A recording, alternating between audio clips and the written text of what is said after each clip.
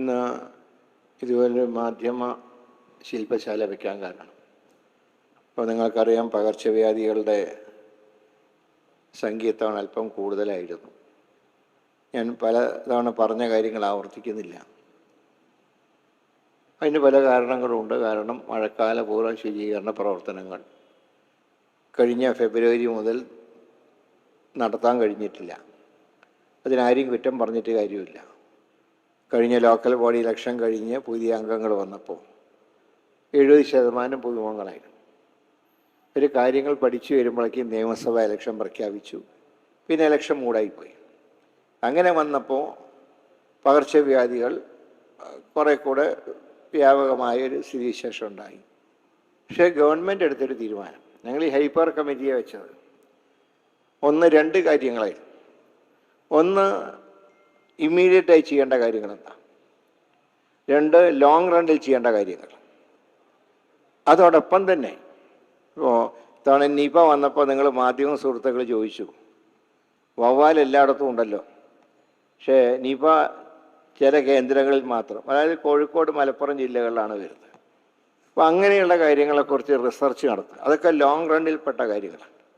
ഏതായാലും ഈ റിപ്പോർട്ടിൻ്റെയൊക്കെ അടിസ്ഥാനത്തിലാണ്, ഇമ്മീഡിയറ്റായി ചെയ്യേണ്ട കാര്യങ്ങളെ കുറിച്ചുള്ള റിപ്പോർട്ടിൻ്റെ അടിസ്ഥാനത്തിലാണ് ഇത്തവണ ഡ്രൈ ഡേ ആചരിക്കാൻ തീരുമാനിച്ചത്. വിദ്യാലയങ്ങളിൽ വെള്ളിയാഴ്ചയും ഓഫീസുകളിൽ ശനിയാഴ്ച, വീടുകളിൽ ഞായറാഴ്ച. അപ്പോൾ നമുക്കൊരു പരിധി വരെ നിയന്ത്രിക്കാൻ കഴിഞ്ഞിട്ടുണ്ട്. പക്ഷേ ഒരു കാര്യം ഞങ്ങൾ നിർദ്ദേശം കൊടുത്തിട്ടുള്ളത്, ഞാൻ ഈ കഴിഞ്ഞ വർഷവുമായിട്ടുള്ളൊരു താരതമ്യം ചെയ്യാനൊന്നും ഞാൻ തയ്യാറായിട്ടില്ല. DHSനോട് നൽകിയത് ഒരു ദിവസം രോഗം ബാധിച്ചവരുടെ എണ്ണം, മരിച്ചവരുടെ എണ്ണം, ഇത് മറച്ചു വയ്ക്കേണ്ട കാര്യമില്ല. നിങ്ങൾ പോർട്ടലിടുക. കാരണം മാധ്യമങ്ങളെ വിശ്വാസത്തിലെടുത്തുകൊണ്ട് തന്നെയാണ് സർക്കാർ മുന്നോട്ട് പോകുന്നത്. മാധ്യമങ്ങളുടെ വിമർശനം ഞങ്ങൾ സ്വാഗതം ചെയ്യുന്നുണ്ട്. ഞങ്ങളത് പോർട്ടലിടാൻ കാരണം മറ്റൊന്നുമല്ല, എല്ലാം ഭദ്രമാണെന്ന് കള്ളം പറഞ്ഞാൽ ജനങ്ങളും കാര്യങ്ങളും വളരെ ഈസി ആയിട്ട് എടുക്കും.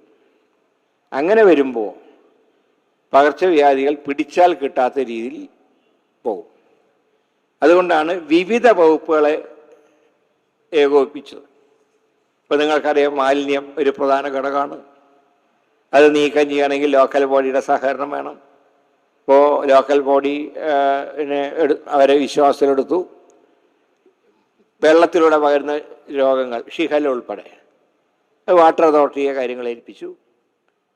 ഫുഡ് ആൻഡ് സേഫ്റ്റി പരിശോധന കർശനമാക്കണമെന്ന നിർദ്ദേശം കൊടുത്തു.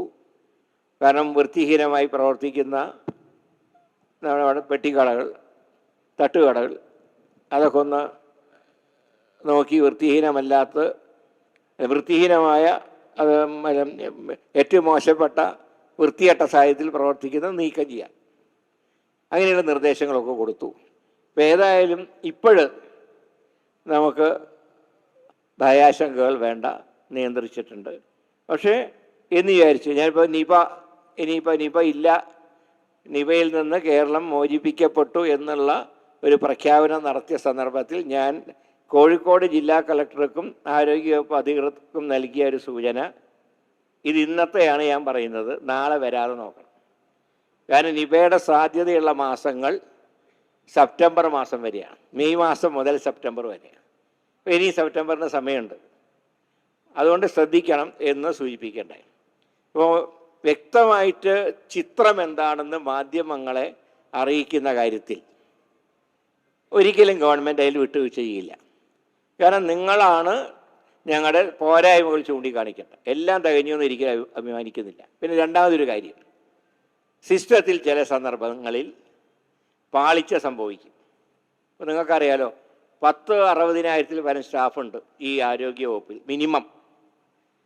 അങ്ങനെയൊരു വകുപ്പിൽ തെറ്റുകുറ്റങ്ങൾ സംഭവിക്കും. അങ്ങനെ സംഭവിക്കുമ്പോൾ അതിൽ നടപടിയെടുക്കുക എന്നുള്ളതാണ് പ്രധാനപ്പെട്ടത്, അല്ലാതെ അതിനെ ന്യായീകരിക്കുകയല്ല.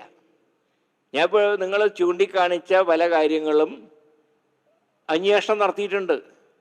ചിലതിൽ കുറ്റക്കാരാണെന്ന് കണ്ടവരെ നടപടിയെടുത്തു.